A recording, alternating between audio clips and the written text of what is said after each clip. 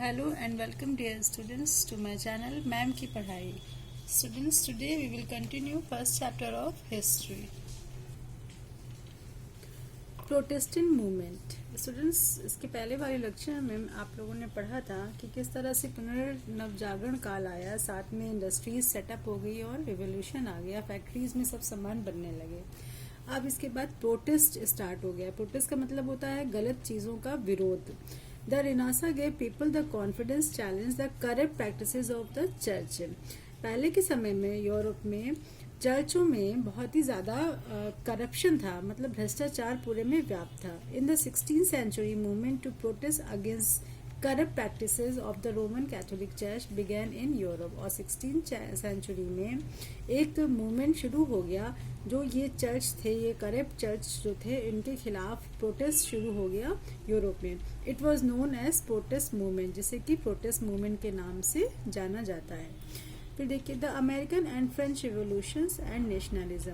America और French में जो रिवोल्यूशंस हुए थे, जिसकी वजह से वहाँ पर नेशनलिज्म मतलब राष्ट्रवाद आया था. The American and French revolutions and the ideas of liberty, equality and fraternity they adopted changes the lives of millions of people across the world.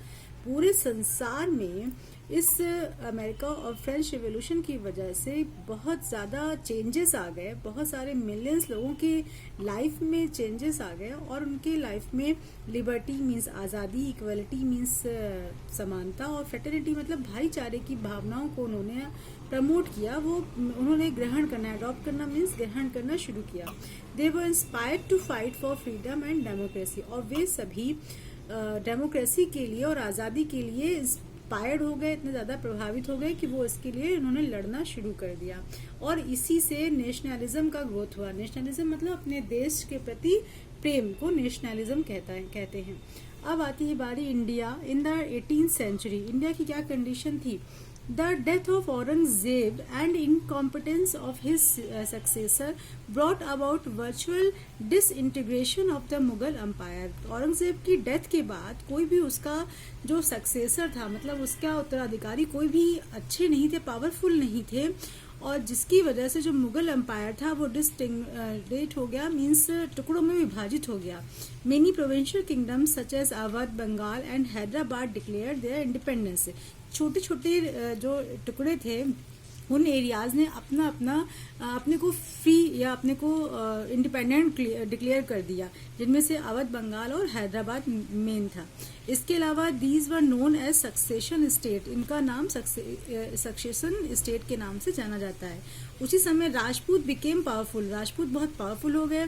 The Rajput ruler Sawai राजा जय Singh build the city Jaipur. और सवाई राजा जय सिंह ने जयपुर में pink city को बनवाया था.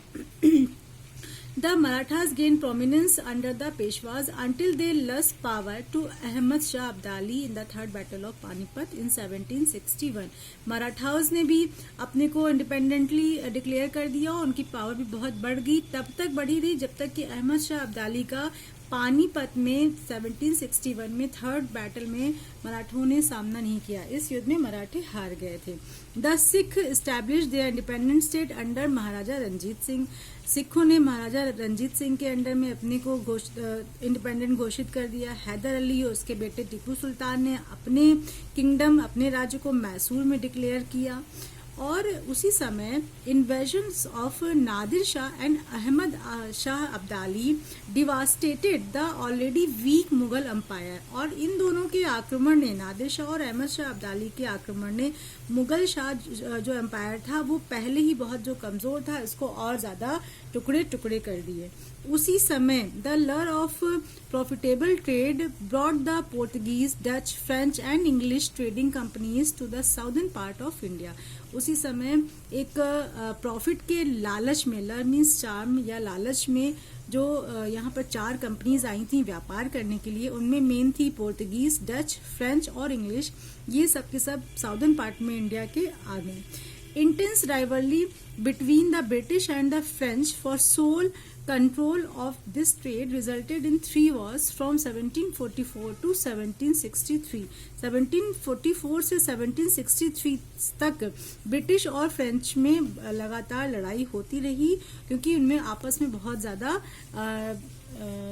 आप competition कह सकते हैं ये था. The British ultimately out victorious, जो ब्रिटिशर्स थे वो जीत गए, and concentrated on extending their political control over entire India, और उन्होंने पूरे इंडिया पर अपना राजनीतिक कंट्रोल करने पर ध्यान देना शुरू कर दिया. So students, now my video is ending here today.